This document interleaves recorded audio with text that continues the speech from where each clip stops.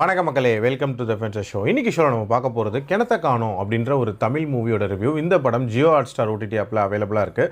யோகி பாபு தான் இதில் lead character play பண்ணியிருக்காரு.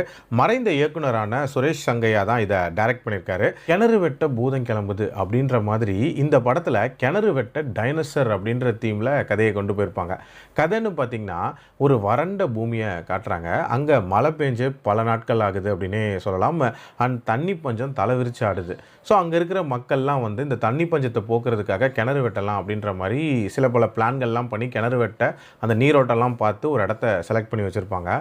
அங்கே கிணறு வெட்டினா தண்ணி இல்லை, அதுக்கு பதிலாக அங்கே உள்ள டைனோசர்ஸோட ரெசிடியூஸ் கிடக்குது அப்படின்னு சொல்லலாம்.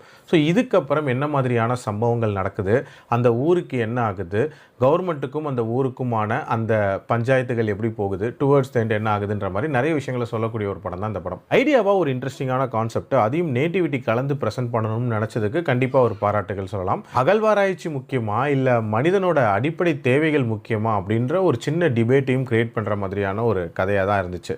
அந்த கிணறை வெட்டக்கூடிய காட்சிகளாக இருக்கட்டும், அதுக்கப்புறம் உள்ள அந்த மாதிரியான ஒரு ரெசிடியூ கிடக்கும் போது ஸோ இதுக்கப்புறம் என்ன மாதிரியான சம்பவங்கள் நடக்க போகுது அப்படின்ற ஒரு எதிர்பார்ப்பு கண்டிப்பாக பில்ட் ஆச்சு அப்படின்னே சொல்லலாம். பட் அதை கொண்டு போன விதம் இருக்குல்ல, அது ரொம்ப ரொம்ப ஆர்டினரியாக இருந்துச்சு. அண்ட் எந்த விதமான இம்பேக்டையுமே இவங்க க்ரியேட் பண்ணவே இல்லை. எமோஷ்னலாக சில காட்சிகளும் வச்சுருப்பாங்க, பட் அதுவுமே நமக்கு பெருசாக ஆடிட்டிங்காலாம் இல்லை அப்படின்னே சொல்லலாம். சரி, செகண்ட் ஹாஃபில் தான் இந்த மாதிரியான சம்பவங்கள்னு யோசிச்சா, ஃபஸ்ட் ஹாஃபில் அந்த கிணறு வெட்டுறதுக்கு முன்னாடி இருக்கக்கூடிய காட்சிகள் இருக்குல்ல, அந்த போர்ஷன்ஸ் அப்படின்றதுமே ரொம்ப ரொம்ப ஆர்டினரியாக இருந்துச்சு.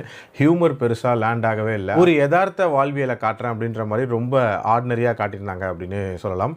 ஸோ ஓவரால் அந்த ஐடியா அப்படின்றது இன்ட்ரெஸ்டிங்காக இருந்தாலும் கண்டிப்பாக இன்னுமே எங்கேஜிங்கான மொமெண்ட்ஸோட இன்ட்ரெஸ்டிங்கான சீன்ஸோட ப்ரெசென்ட் பண்ணியிருந்திருக்கலாம். என்னோட ரேட்டிங் இந்த படத்துக்கு 2.3 out of 5. டைம் இருந்தால் ட்ரை பண்ணுங்கள், எல்லாம் ஸ்கிப் பண்ணிக்கோங்க. அடல்ட் கண்டென்ட்டை பொறுத்த வரைக்கும் இது க்ளீன் வாட்ச். மீண்டும் அடுத்த விமர்சனத்தில் சந்திக்கிறேன். நன்றி, வணக்கம்.